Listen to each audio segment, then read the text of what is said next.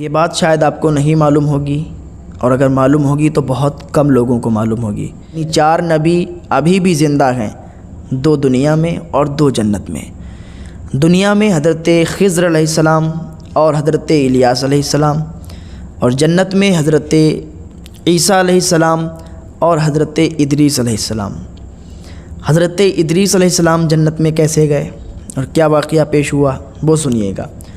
ایک مرتبہ آپ جا رہے تھے، دھوپ بڑی شدت کی تھی، بڑی تیز تھی۔ آپ نے اللہ کی بارگاہ میں دعا کی، پروردگار مجھے اتنی شدت کے ساتھ دھوپ لگ رہی ہے، اور جو فرشتہ سورج کے اوپر ہوگا اس کا کیا حال ہوگا، اس کو کتنی گرمی محسوس ہوتی ہوگی۔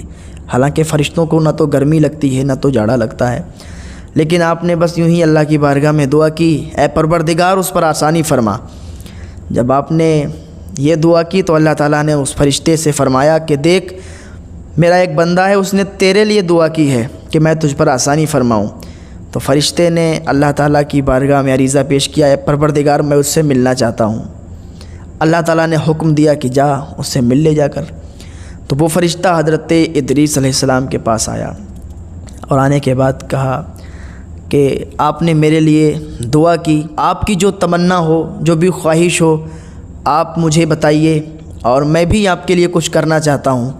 تو حضرت ادریس علیہ السلام نے کہا اس سے بڑھ کر میرے لیے کیا ہوگا، مجھے جنت اور دوزخ اور تمام جگہوں کی سیر کرنی ہے۔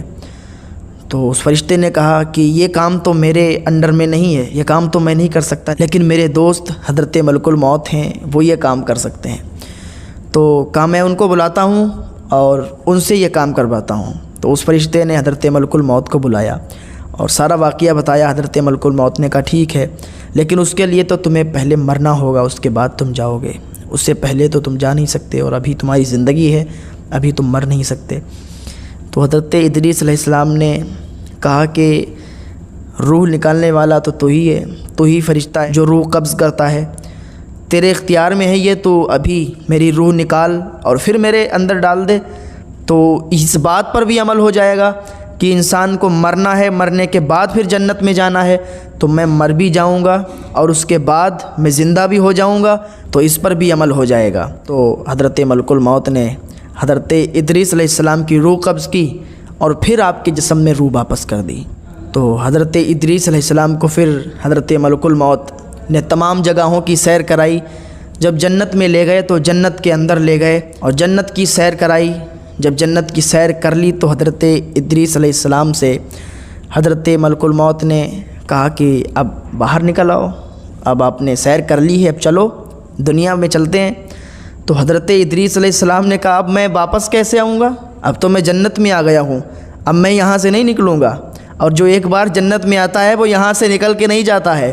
اب حضرت ادریس علیہ السلام نے جب اتنا کہا تو ملک الموت نے کہا کہ یاد کرو تم نے کہا تھا کہ میں سیر کروں گا، اور ہم نے آپ کو سیر کرا دی، اب آپ نکلیے جنت سے باہر۔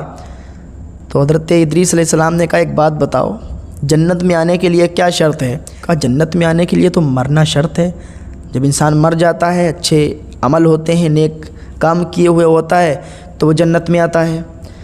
تو حضرت ادریس علیہ السلام نے کہا تو ذرا یاد کرو کہ مجھے موت آئی ہے کہ نہیں آئی ہے؟ تو حضرت ملک الموت نے کہا ہاں موت تو آئی ہے، کب پھر کس بات کے لیے آپ مجھے جنت سے باہر لے کے جا رہے ہو؟ تو حضرت ملک الموت نے اللہ کی بارگاہ میں دعا کی، ہے پروردگار یہ تیرا بندہ کیسا ہے، اس کو میں نے جنت دوزخ کی سیر کرا دی اور تمام جگہوں کی سیر کرا دی، اس نے کہا تھا، اور اب یہ جنت سے باہر نہیں نکل رہا، پروردگار تو ہی کچھ فیصلہ فرما۔ تو اللہ رب العزت نے 4 فرشتوں کو بھیجا۔ ان 4 فرشتوں نے آ کر دونوں طرف کی باتیں سنی۔ حضرت ملک الموت نے بھی اپنی بات رکھی، حضرت ادریس علیہ السلام نے بھی اپنی بات رکھی۔ تو ان فرشتوں نے فیصلہ کیا کہ بات تو ادریس کی ٹھیک ہے، جنت میں آنے کے لیے موت کا آنا ضروری ہے، جو کہ اس کو موت آئی ہے۔ تو حضرت ملک الموت اور ان فرشتوں میں بحث و مباحثہ ہونے لگا۔ تو اللہ تعالیٰ کا حکم ہوا اے میرے فرشتوں آپس میں بحث و مباحثہ نہ کرو، یہ میرا بندہ ہے، اب اسے جنت میں ہی رہنے دو، جنت سے مت نکالو۔ تو حضرت ادریس علیہ السلام کا جو واقعہ پیش ہوا وہ اس طریقے سے، اور اس طریقے سے وہ جنت میں گئے اور آج بھی زندہ